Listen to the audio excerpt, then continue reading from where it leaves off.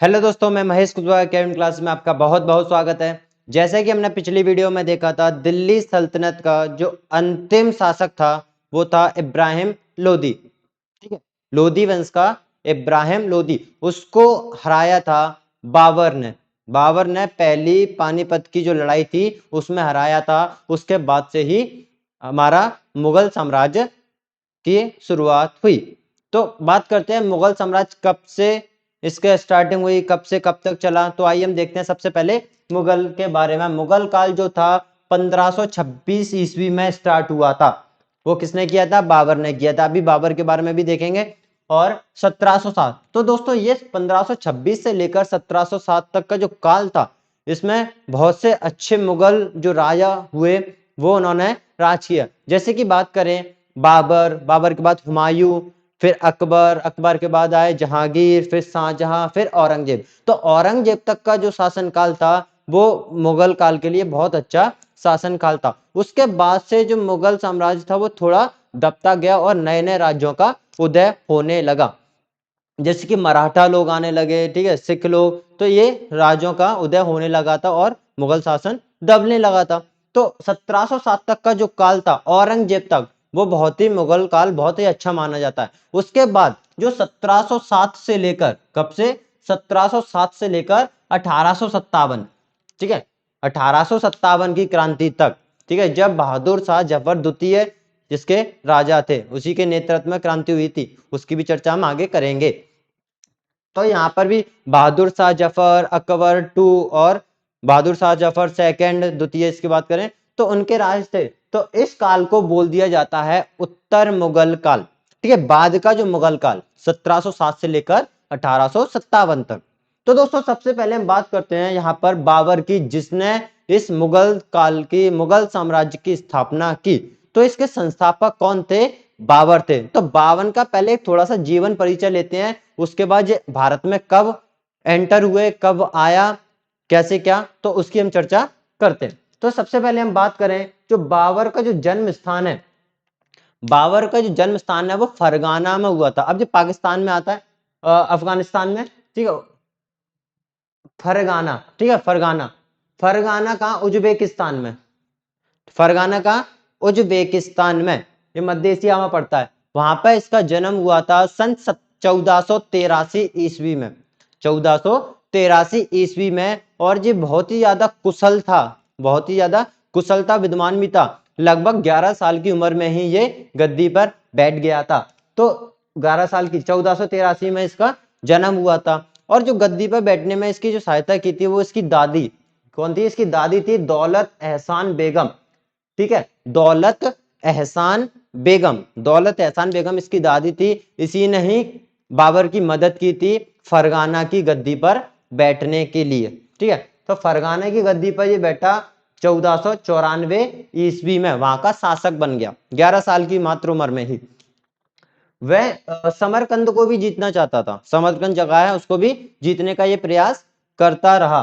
ठीक है, ऐसे कि इसने काबुल पर भी हमला बोला, काबुल को भी अपने अंडर इसने कर लिया। 1504 ईस्वी में इसने काबुल को अपने अधिकार में ले लिया, काबुल। ठीक है, और 1507 की बात करें तो इसको एक उपाधि मिली थी, बादशाह की उपाधि। इसको बादशाह की उपाधि मिली थी 1507 ईस्वी में, बादशाह। अब उपाधियों की बात करें, इसको दो तीन उपाधियां मिली हैं। बादशाह की उपाधि मिली थी, कलंदर की उपाधि मिली थी, ठीक है, गाजी की उपाधि मिली थी। तो हम बात करते हैं तो बादशाह की उपाधि 1507 ईस्वी में इसको मिली। अब थोड़ा और आगे चलते हैं 1519 की बात। 1519 की बात करें तो पाकिस्तान में भैरा और बाजौर, पाकिस्तान में है भैरा और बाजौर, वहां पर भी इसने आक्रमण किया 1519 में, वहां पर भी आक्रमण किया। और भारत पर जब ये आया तो इसका ये पहला क्या था? पाकिस्तान तो तब भारत में पड़ता था, तो भारत पर पहली बार इसने आक्रमण किया। तो भारत पर उसका पहला आक्रमण था। अब भारत पर आक्रमण जो पाकिस्तान में भैरा और बाजौर पर करने के बाद वो आया कहां पर? भारत में। तो भारत में इसको दावत दी गई थी।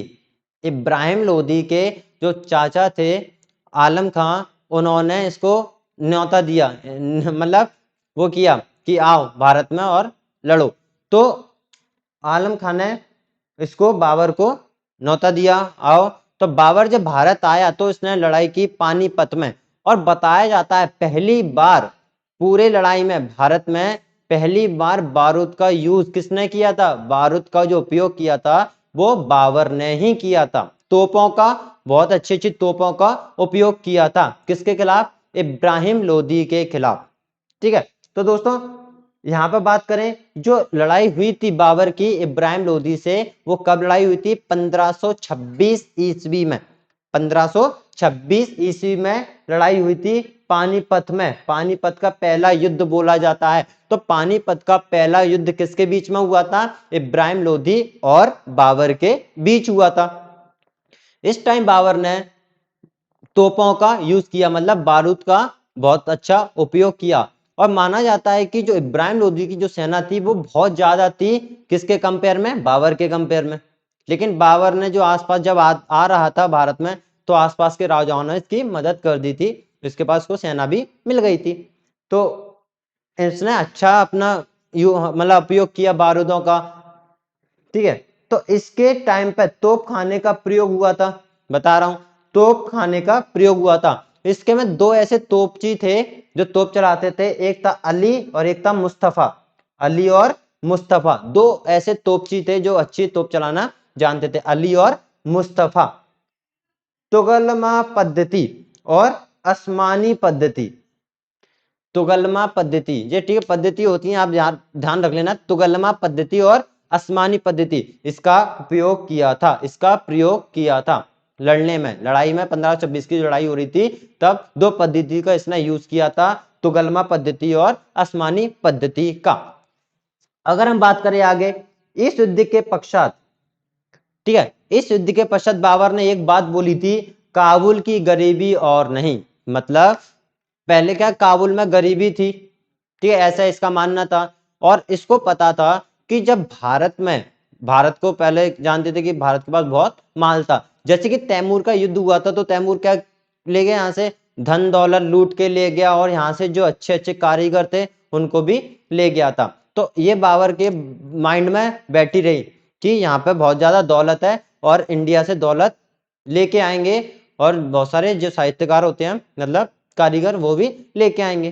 तो ठीक है, तो जब इसने हमला किया तो इब्राहिम लोदी के खिलाफ, तब इसने क्या, काबुल की, इसने सोचा था कि काबुल की गरीबी को मिटाना है और नहीं। और इसने क्या किया, प्रत्येक काबुल वासी को शाहरुख नामक, कौन सा, शाहरुख, ठीक, चांदी का सिक्का है, शाहरुख नामक चांदी का सिक्का दिया। और इसको एक उपाधि भी मिली थी उस टाइम, जब इब्राहिम लोदी से जिसने लड़ाई की थी, युद्ध किया था, उस टाइम इसको एक उपाधि मिली थी, उपाधि थी कलंदर। किसकी उपाधि मिली थी, कलंदर की उपाधि इसको मिली थी।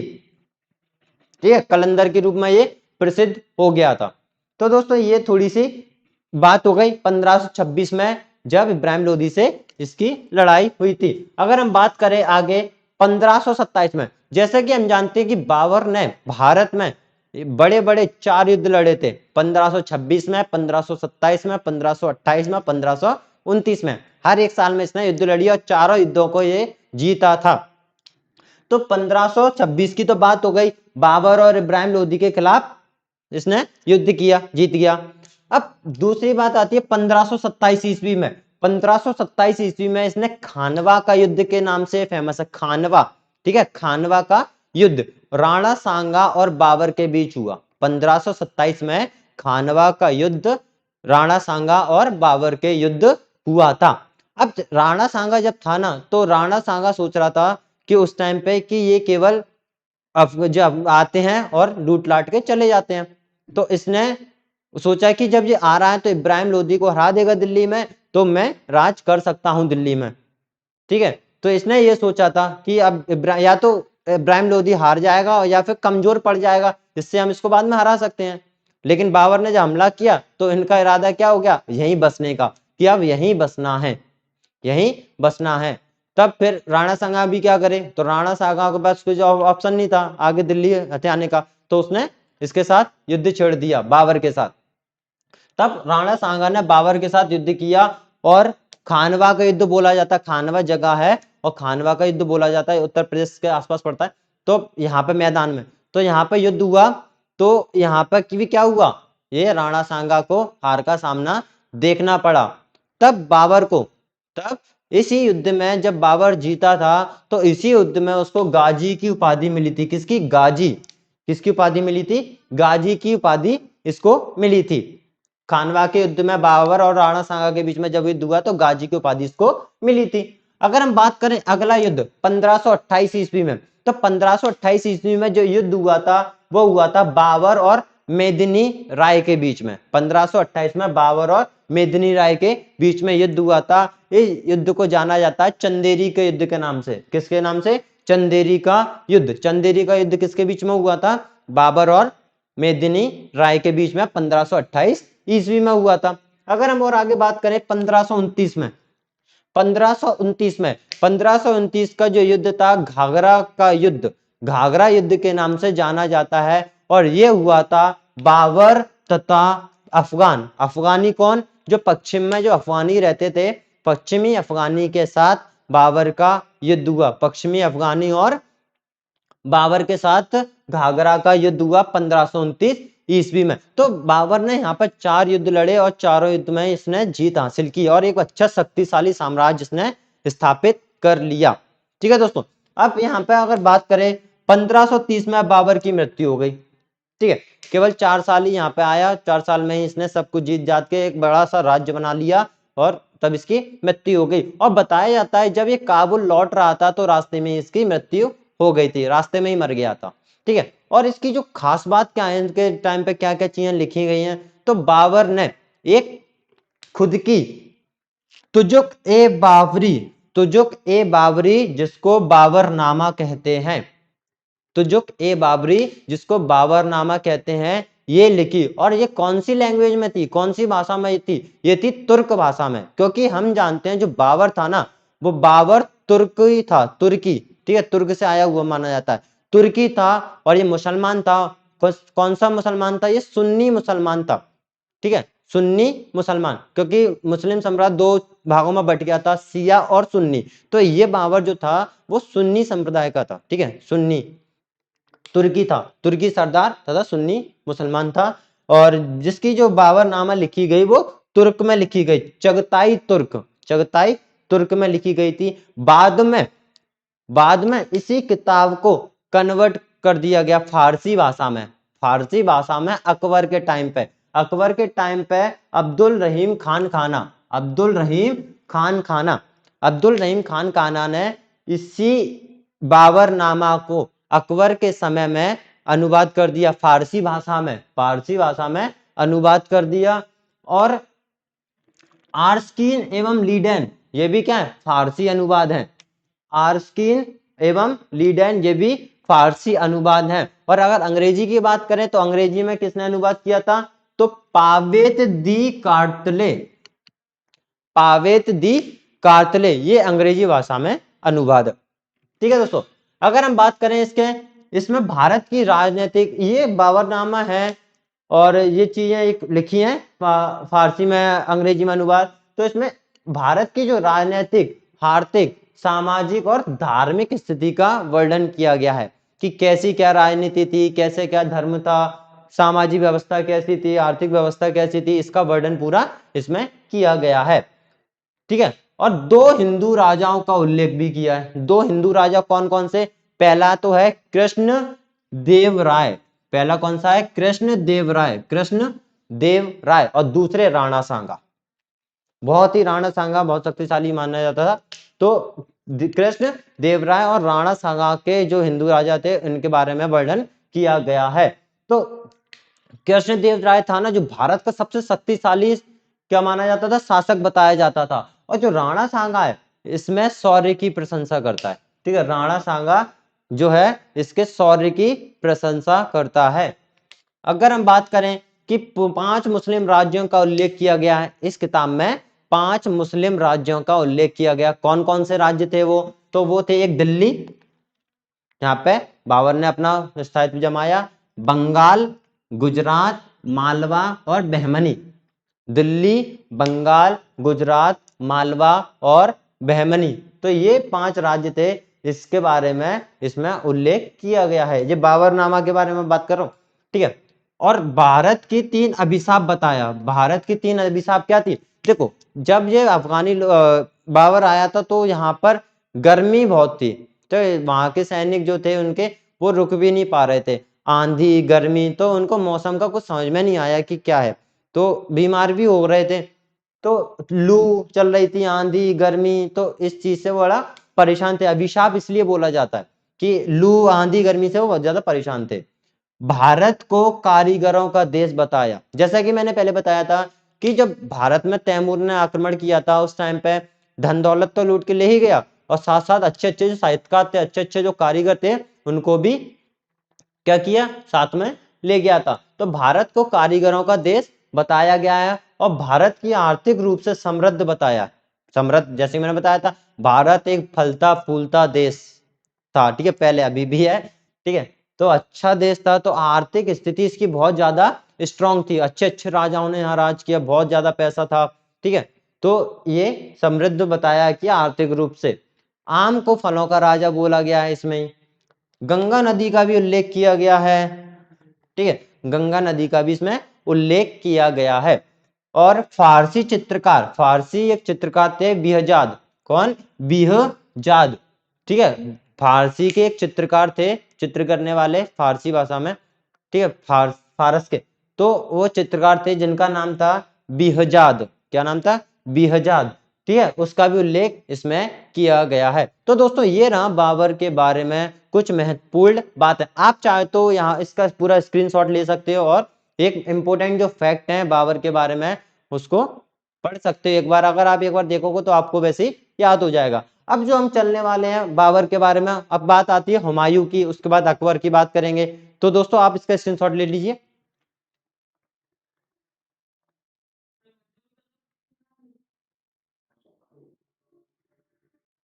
हेलो दोस्तों, हाँ, अब जो हम बात करने वाले हैं वो बात करने वाले हैं हुमायूं की। अब जो बाबर का जो उत्तराधिकारी हुआ, वो हुआ हुमायूं, उसका लड़का। जैसा कि हम जानते हैं कि बाबर के 4 लड़के थे, हुमायूं, कामरान, अस्करी और हिंदाल। तो जो हुमायूं था, तो बाबर के बाद हुमायूं उसका उत्तराधिकारी बना। तो अब सबसे पहले बात करते हैं, जो हुमायूं था 1530 में ये गद्दी पर बैठा। 1530 में बाबर की मृत्यु हो गई थी, और हुमायूं गद्दी पर बैठा।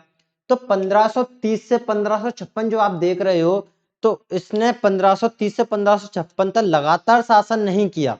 1530 से 1545 तक शासन किया, उसके बाद शेरशाह सूरी से हार गया था, फिर दोबारा से जीता 1555 में, तब जाके ये गद्दी पर बैठा। तो हम उसकी भी चर्चा हम यहाँ पर करेंगे, शेरशाह सूरी के बारे में। तो हुमायूं की बात करें तो 1530 में ये गद्दी पर बैठा, और इसका जो नाम था, पहले पूरा नाम इसका जो है वो है नसीरुद्दीन हुमायूं। क्या नाम था इसका पूरा? नसीरुद्दीन हुमायूं। ये पहले कहाँ था? बदख्शां का सूबेदार था। ये कहाँ का सूबेदार था? बदख्शां का सूबेदार था। बदख्शां का सूबेदार था हुमायूं पहले, जब गद्दी पर बैठने से पहले। बात करें आगे, 19 दिसंबर 1530 को आगरा में 23 वर्ष की अवस्था में सिंहासन पर बैठा। जैसे कि बता दिया, आगरा में, क्योंकि आगरा में थी उसकी राजधानी, तो आगरा में सिंहासन पर बैठा कब? 1530 में, 29 दिसंबर 1530 को। और 23 वर्ष की उम्र में, मतलब 23 वर्ष का था जब ये आगरा की गद्दी पर बैठा। और हुमायूं ने राज्यों का बंटवारा कर दिया था, ठीक है। इसके पिता जो बाबर थे, इसके कहने पर ही इसका राज्य का बंटवारा कर दिया था। ये पहले ही बोल गए होंगे कि राज्य का बंटवारा। अब राज्य का बंटवारा जैसे कि हम जानते हैं, 4 तो भाई ही थे, एक हुमायूं, कामरान, अस्करी और हिंदाल। इसका एक चचेरा भाई भी था, सुलेमान। सुलेमान, तो उसको भी राज्य का बंटवारा में शामिल रखा, मतलब रखा, उसको भी राज्य दिया। तो बात करें, हुमायूं तो आगरा की गद्दी पर बैठे ही था। तो जो हुमायूं का एक और भाई था कामरान, तो कामरान को 2 जगह दे दी, काबुल और कंधार। काबुल और कंधार का शासन कामरान संभाल रहा था। मिर्जा अस्करी, मिर्जा अस्करी को संभल का एरिया मिला, संभल, संभल एक जगह है वहां का एरिया मिला। और मिर्जा हिंदाल, एक हिंदाल था, उसको मिला अलवर और मेवाड़। ठीक है, हिंदाल को अलवर और मेवाड़ की जागीरें सौंप दी गई। और इसका जो चचेरा भाई था सुलेमान मिर्जा, उसको बदख्शां का प्रदेश दे दिया गया था, जहां पर हुमायूं पहले सूबेदार हुआ करता था। तो वाला किसको मिल गया? सुलेमान मिर्जा को मिल गया। ये थोड़ा इंपॉर्टेंट है, चौसा का युद्ध। चौसा का युद्ध 25 जून 1939 को, 25 जून 1939 को याद रखना, 25 जून 1939 को चौसा का युद्ध हुआ, जिसमें हुमायूं और शेर खां के बीच में, जिसमें कौन हार गया? हुमायूं हार गया था। ठीक है, हुमायूं हार गया था। और जीत हुई किसकी? शेर शाह की। जैसे कि मैंने बताया था कि 1530 से 1556 तक लगातार शासन नहीं किया है, 1556 तक लगातार शासन नहीं किया, 1530 से 1539 तक शासन किया। उसके बाद 15 साल, कम से कम 15-16 साल समथिंग ये चला गया था कहीं, फिर वहां पे दोबारा ये आया, फिर जो शेरशाह सूरी का जो उत्तराधिकारी था उससे लड़ा, उसके बाद जीता। वो बात की बात है, हम उसकी भी चर्चा यहाँ पे करेंगे। तो एक एक करके देखते हैं। चौसा का युद्ध हुआ 15 जून 1939 को, हुमायूं और किसके बीच में हुआ था? शेर खां, जिसको शेरशाह सूरी भी कहा जाता है, शेरशाह सूरी के बीच हुआ। और उसमें हुमायूं हार गया था, शेरशाह सूरी जीता था। तब बिलग्राम या कन्नौज का युद्ध की बात करें, ठीक है, तो बिलग्राम और कन्नौज की युद्ध की बात करें तो 17 मई 1540 को, 17 मई 1540 को फिर से युद्ध हुआ। ठीक है, पुनः दोबारा से युद्ध हुआ, किसके बीच में? उन्हीं के बीच में, हुमायूं और शेरशाह सूरी के बीच में, शेर खां जिसको हम बोलते हैं। ठीक है, शेर खां के बीच में, इसमें शेर खां जीत गया था। ठीक है, इसमें शेर खां जीत गया था और आगरा और दिल्ली पर उसने कब्जा कर लिया था। आगरा और दिल्ली पर कब्जा किसका हो गया? फिर शेरशाह सूरी का कब्जा हो गया था। ठीक है, शेरशाह सूरी का कब्जा 1540 ईस्वी में, 1540 ईस्वी में। ठीक है दोस्तों, यहाँ पे एक डेटा फैक्ट याद रखना कि 1530 में आया, 1540 तक हुमायूं ने राज किया, फिर 15 साल कहीं और चला गया, बताऊंगा कहाँ। ठीक है, ये गया था हिंदाल के गुरु के पास, मीर बाबा के पास। ठीक है, तो वहां पर गया, फिर लौट के आया 1545 में, फिर से इसने लड़ाई की, फिर ये जीत गया था, फिर दोबारा से इसने सिंहासन अपने हाथों में रखा। अगर बात करें आगे, और दिल्ली पर कब्जा कर लिया। ठीक, किसने? शेरशाह सूरी ने आगरा पर और दिल्ली पर कब्जा कर लिया। हुमायूं ने, अब ये देखो, जब ये हार गया था ना, तो हारने के बाद ये हिंदाल के गुरु थे, हिंदाल। ठीक है, हिंदाल के गुरु कौन? मीर बाबा दोस्त, मीर बाबा दोस्त हिंदाल के गुरु थे, उनके पास चला गया था। और इन्हीं की एक लड़की थी, इन्हीं की एक लड़की थी, मीर बाबा दोस्त की एक लड़की थी, उसके साथ ही जो बेगम थी, उसी के साथ क्या हुआ? इनका विवाह हो गया और उन्हीं से ही अकबर की प्राप्ति हुई। मतलब जो लड़का अकबर था ना, वो उन्हीं का ही लड़का था।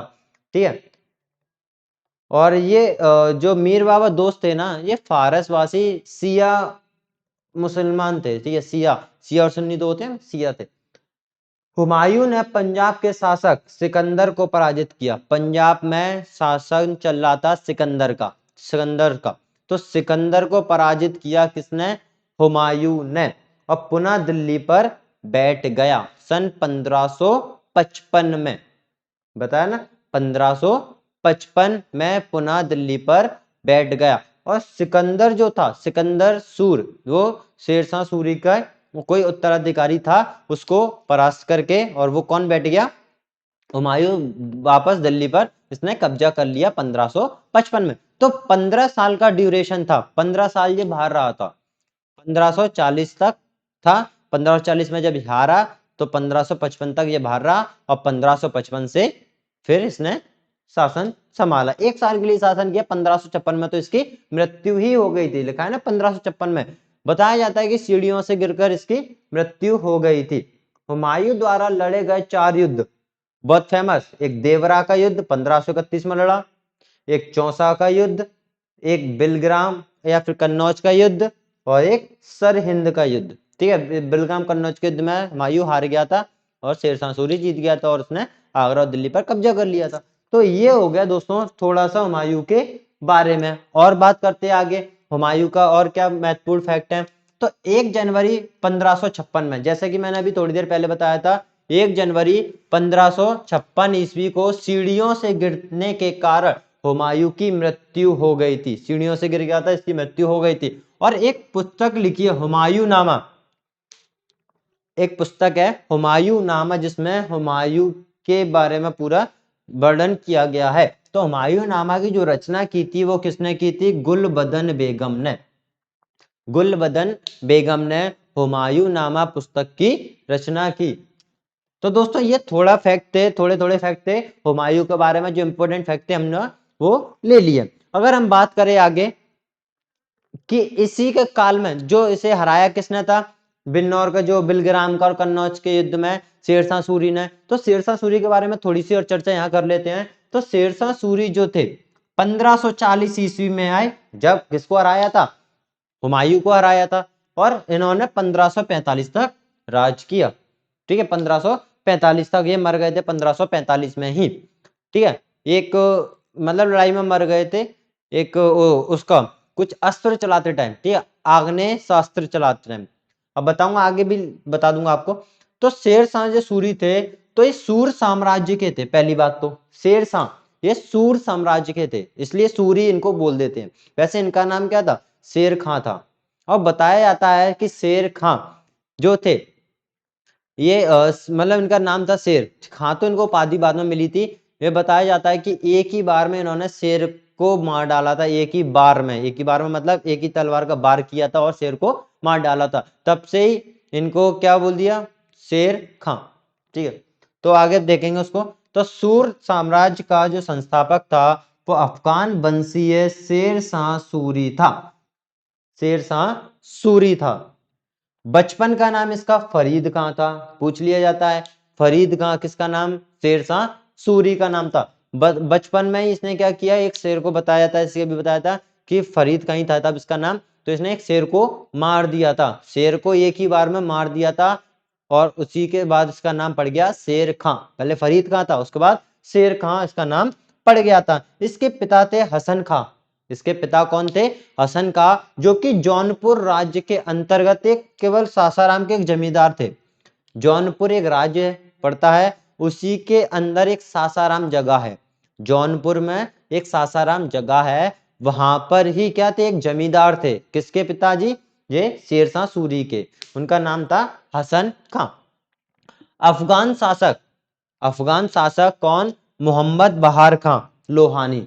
ठीक है, अफगानी शासक थे मोहम्मद लोहार खां वकानी ने शेर खां की उपाधि दी। जैसे कभी बताया था ना, शेर खां की उपाधि किसने दी? जी, और देख लो, मोहम्मद बहार खां लोहानी। मोहम्मद बहार खां लोहानी कब दी थी? माना जाता है कि एक शेर को एक बार में मार दिया था, तब से इनको उपाधि मिल गई थी। और आगे चलते हैं। 22 मई 1545 ईस्वी में इनकी मृत्यु हो गई थी। कैसे हुई थी? उक्का नामक, उक्का लिखा है ना, उक्का नामक आग्नेय अस्त्र चलाने में।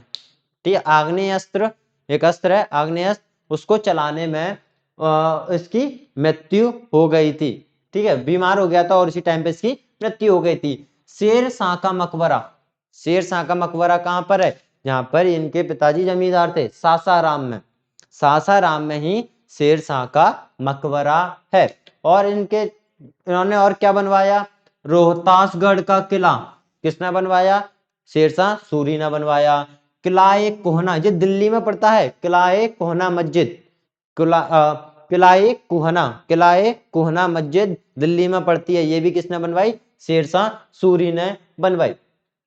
इसके बाद जो शेरशाह का और भी आगे देखेंगे। और शेरशाह का उत्तराधिकारी जो हुआ वो हुआ इस्लाम शाह। ठीक है, शेरशाह का एक पुत्री था, लड़का ही था।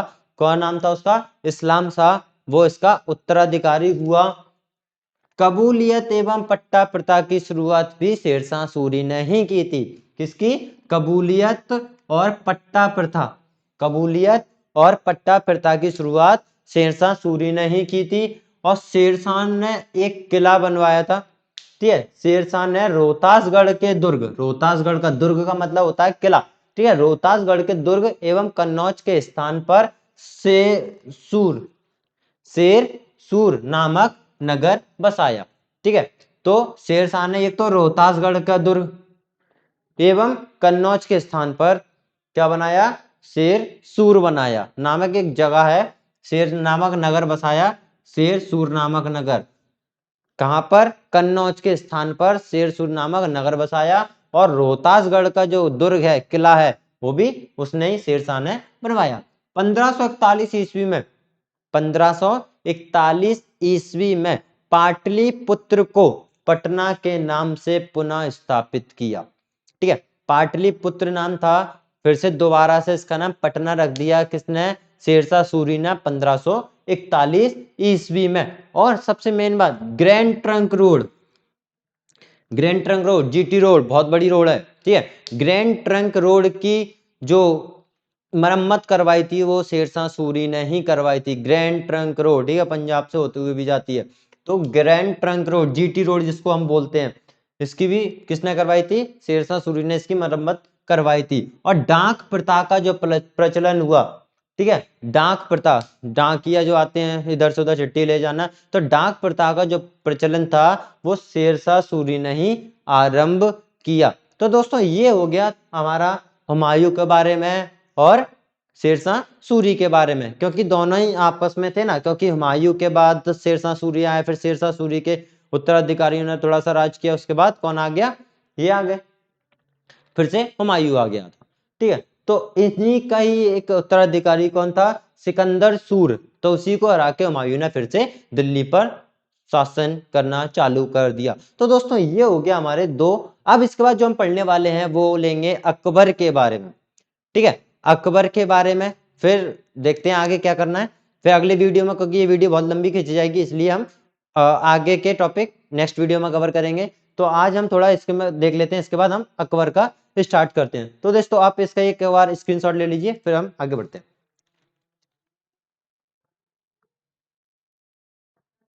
अब दोस्तों हम बात करने वाले हैं हमारे मुगल सम्राट के सबसे अच्छे बादशाह अकबर के बारे में। तो देखते हैं अकबर के बारे में कि अकबर ने ऐसे क्या महत्वपूर्ण काम किए। जैसे कि हम जानते हैं अकबर ने बहुत ज्यादा काम किए, जैसे कि बहुत सारे टैक्सों को भी बंद करवाया, अच्छी उपाधियां दी, और इनके दरबार में भी अच्छे अच्छे रत्न रहते थे, जैसे तानसेन, बीरबल। तो इनके बारे में हम चर्चा करते हैं। तो सबसे पहले बात करते हैं जो अकबर थे, तो वो कब गद्दी पर बैठे। पहली बात है अकबर, जिनका जो बचपन का नाम था जलाल, इनका अकबर के बचपन का नाम जलाल था। ये 1556 में गद्दी पर बैठे, सब बहुत छोटे थे ये तो, ठीक है, बचपन से ही, मतलब ज्यादा इनकी उम्र नहीं थी, 14-15 साल की। देखते हैं जब इनका जन्म हुआ था वो कब हुआ था, अभी बात करते हैं इसकी 1542 में, ठीक है, और 1556 में ये मतलब 14 साल की उम्र में ही ये गद्दी पर ये बैठ गए थे, बाबर की तरह ही। ठीक है, तो जन्म इनका हुआ 15 अक्टूबर 1542 में, अमरकोट के राजा बीरसाल के महल में, अमरकोट के राजा बीरसाल के महल में। जैसा कि मैं आपको बता दूं, हुमायूं जब 1540 में शेरशाह सूरी से हारा था, तब वो गया था कहां पर, हिंदाल के जो गुरु थे उनके पास, ठीक है, मीर बाबा के पास। तो वहां पर इनको जो शरण मिली थी वो दी थी किसने, वीरसाल ने। ठीक है, जो राजा वीरसाल थे उन्होंने इसको, हुमायूं को शरण दी, अपने पास रखा था। वहां पर ही इनको, इनकी जो बेगम थी, ठीक है, इनकी बेगम, उनसे विवाह विवाह हुआ, और वहां पर ही अकबर का जन्म हुआ, कहां पर, वीरसाल के महल में, 1542 में, अमरकोट में है।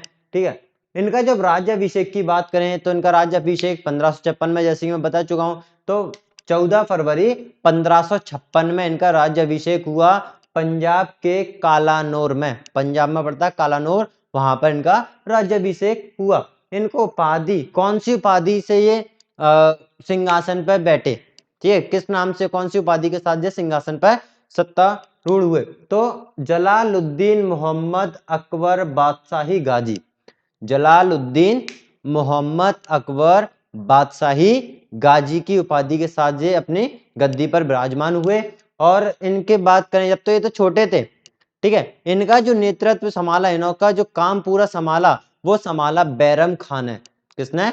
बैरम खान है। इसके जो बैरम खान था वो हुमायूं का बहुत अच्छा सेनापति था, तो ये उन्होंने ही पूरा संभाला। 1556 से लेकर 1560 तक, मतलब लगभग 4-5 साल इन्होंने संभाला। अकबर की पूरी देखभाल इन्होंने ही की। और जो हैमू की लड़ाई में भी बैरम खान का बहुत बड़ा हाथ था। ठीक है, इन्होंने नेतृत्व संभाला था।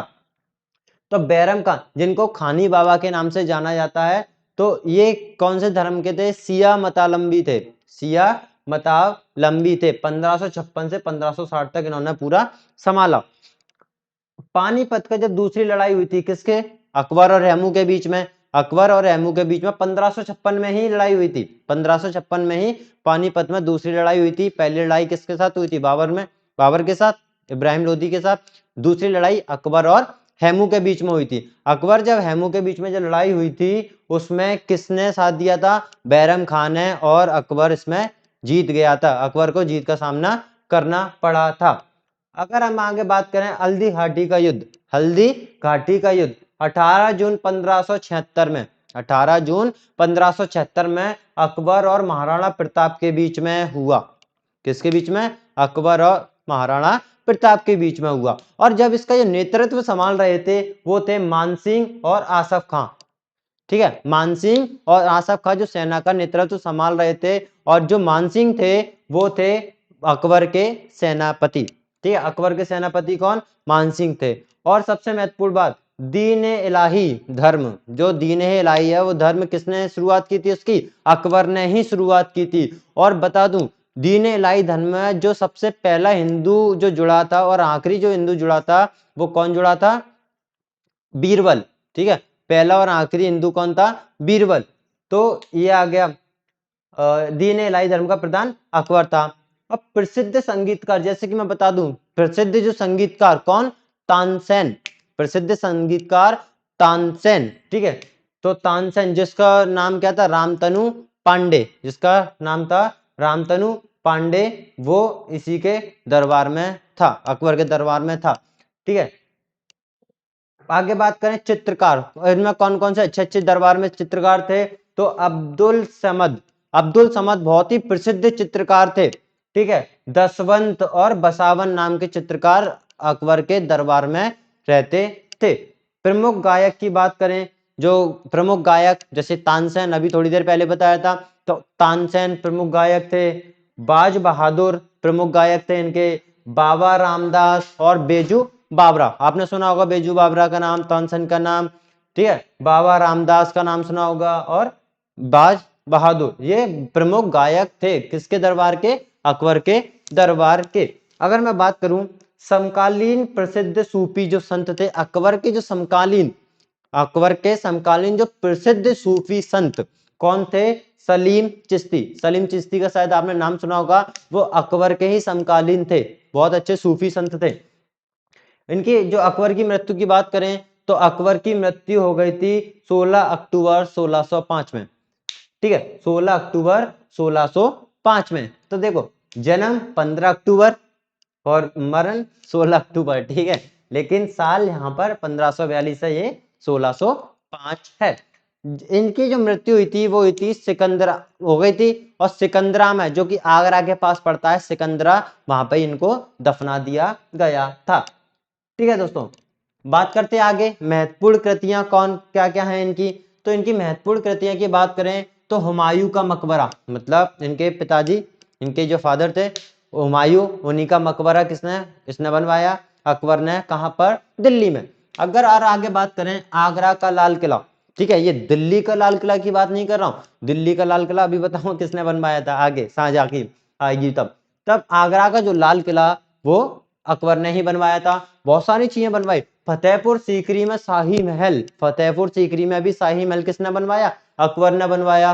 दीवाने खास का निर्माण भी किसने करवाया? अकबर ने करवाया। पंचमहल, बुलंद दरवाजा, जोधाबाई का महल, ठीक है, इबादत खाना, इलाहाबाद का किला, लाहौर का किला, बहुत सारी चीजें अकबर ने बनवाई। अगर इनके 9 रत्नों की बात करें, 9 रत्न, कौन कौन से 9 रत्न इनके दरबार में रहते थे? जैसे कि 2-3 तो मैं पहले भी बता चुका हूं, तानसेन, बीरबल, ठीक है। अबुल फजल, तो पहले थे अबुल फजल, ठीक है, अबुल फजल। तो अबुल फजल जो थे, एक तो इनकी हत्या सरदार वीर सिंह बुंदेला नामक सरदार ने इनकी हत्या कर दी थी। और किसने करवाई थी? वो इन्हीं का ही लड़का था जहांगीर, अकबर का लड़का जहांगीर, उसी ने ही करवा दी थी उनके कहने पर ही, ठीक है। दूसरे हैं तानसेन, ठीक है, फैजी, बीरबल। बीरबल का जो नाम था वो था महेश दास, ठीक है, ब्राह्मण जाति के थे ये, अकबर के दरबार में रहते थे, ठीक है। महेश दास नाम था इनका। बीरबल की उपाधि इनको अकबर ने ही दी थी। टोडरमल, ठीक है, टोडरमल भी अकबर के दरबार में ही थे। और टोडरमल शेरशाह सूरी के दरबार में भी थे, ठीक है। राजा मानसिंह, राजा मानसिंह, ये ग्वालियर के राजा मानसिंह की बात नहीं है, ये राजा मानसिंह, ठीक है। अब्दुल रहीम खाने खाना, जैसे कि अभी थोड़ी देर पहले बताया था, अब्दुल रहीम खाने खाना, इन्होंने ही बाबरनामा का अनुवाद किसमें किया था? फारसी भाषा में किया था। फकीर अजीउद्दीन, ठीक है, फकीर अजीउद्दीन और मुल्ला दो प्याजा, ये 9 रत्न ऐसे थे जो कि पूरी राजमहल में, मतलब पूरे दरबार में चार चांद लगा देते थे। बहुत ही अच्छे ज्ञानी, विद्वान, संगीतकार, चित्रकार, सब लोग थे यहाँ पर, ठीक। 9 रत्न ये थे इनके। अगर मैं बात करूं अकबरनामा, तो अकबरनामा किसने लिखी? अबुल फजल ने लिखी। अबुल फजल, जैसे कि मैंने बताया था 9 रत्नों में से एक थे अबुल फजल, उन्होंने क्या लिखी? अकबरनामा लिखी। कंठाभरण बाड़ी, जो लिखा ना, कंठाभरण बाड़ी विलास, ठीक है, ये उपाधि है पूरी, कंठाभरण बाली विलास, कंठाभरण वाणी विलास। इसकी उपाधि किसको दी थी अकबर ने? तानसेन को। तानसेन को उपाधि दी थी कंठाभरण वाणी विलास की उपाधि अकबर ने तानसेन को दी थी। और आगे बात करें अनुवाद विभाग, अनुवाद विभाग का निर्माण भी किसने करवाया? अकबर ने करवाया। इसका मतलब अनुवाद विभाग नाम से भी पता चल रहा है कि बहुत सारे ऐसे ग्रंथ हैं या फिर कोई चीज है उनका अनुवाद करवाना। तो हम जानते हैं जो मुगलों की जो राजकीय भाषा थी, सबसे नीचे लिखा है शायद मैंने पॉइंट, मुगलों की जो राजकीय भाषा थी वो फारसी थी। मुगलों की राजकीय भाषा फारसी थी। तो उसी जो ज्यादातर ग्रंथ जैसे महाभारत हुई, रामायण हुई, तो उनका क्या करवाया? कन्वर्जन करवाया, अनुवाद करवाया। कौन सी भाषा में? फारसी भाषा में। तो यहाँ पर लिखा है रामायण तथा महाभारत का फारसी भाषा में अनुवाद किसने किया था? शेख सुल्तान ने किया था। और जो महाभारत है, महाभारत का नाम क्या रख दिया था? रज्मनामा, रज्मनामा, ठीक है। और अकबर के काल को हिंदी साहित्य का स्वर्ण काल कहा जाता है। हिंदी साहित्य का स्वर्ण काल किसको कहा जाता है? अकबर का जो काल था उसको कहा जाता है। बीरबल, जैसे कि बताया था, बीरबल 9 रत्नों में से एक थे, ठीक है, जिनका सबसे ज्यादा दिमाग चलता था, ठीक है, बीरबल। ये कवि प्रिय की उपाधि इनको मिली थी। किसने दी थी? अकबर ने ही दी थी। कवि प्रिय की उपाधि बीरबल को अकबर ने ही दी थी। नरहरि को भी एक उपाधि मिली थी। महापात्र की उपाधि नरहरि को मिली थी। याद रखें दोस्तों, बीरबल की उपाधि, बीरबल को कौन सी उपाधि मिली थी? कवि प्रिय, कवि प्रिय की उपाधि बीरबल को मिली थी। और नरहरि को महापात्र की उपाधि भी अकबर ने दी थी। चार बाग बनाने की परंपरा, चार बाग बनाने की परंपरा किसके काल में थी? अकबर के शासनकाल में ही चार बाग बनाने की परंपरा थी। और देखो यहाँ पे दो उपाधि हैं, एक तो सीरी कलम और दूसरा है जड़ी कलम। सीरी कलम और जड़ी कलम दो उपाधियां हैं। तो सीरी कलम की उपाधि मिली थी अब्दुल समद, अब्दुल समद को। और जड़ी कलम की उपाधि मिली थी मोहम्मद हुसैन कश्मीरी। मोहम्मद हुसैन कश्मीरी को जड़ी कलम की उपाधि मिली थी। और सीरी कलम की उपाधि किसको मिली थी? अब्दुल समद को मिली थी। जैसे कि अभी थोड़ी देर पहले भी ये भी बताया था, मुगलों की राजकीय भाषा क्या थी? फारसी थी। हरम दल से मुक्ति, देखो हरम दल से मुक्ति भी इनको मिली थी।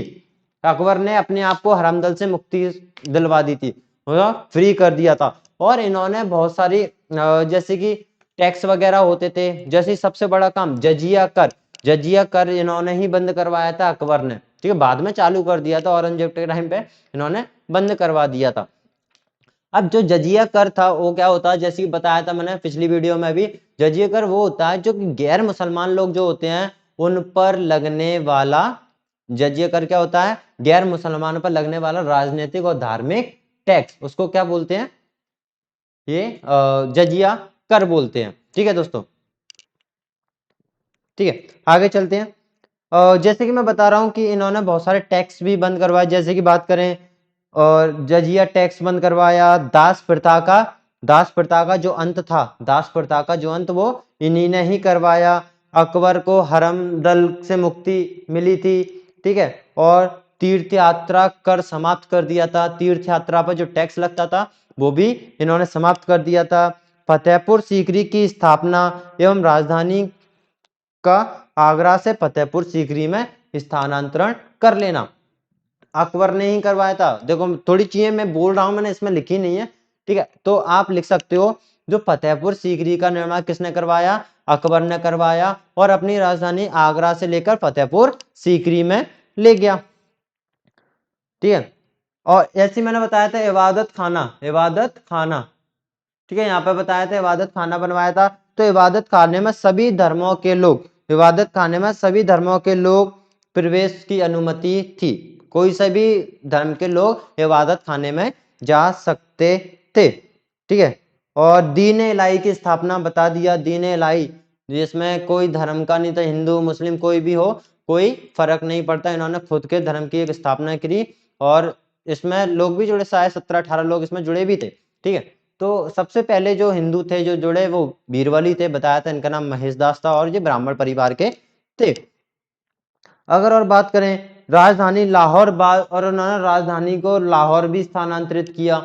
ठीक है, पहले आगरा से फतेहपुर सीकरी ले गए, फतेहपुर सीकरी से लाहौर ले गए, तो ऐसे ऐसे इन्होंने काम करवाए, और इलाही संबत की शुरुआत भी इन्होंने ही की। तो दोस्तों ये थे इनके छोटे मोटे काम, जो छोटे मोटे नहीं बहुत बड़े बड़े काम है, वैसे तो बहुत बड़े बड़े काम जो अकबर के ही सबसे ज्यादा हैं।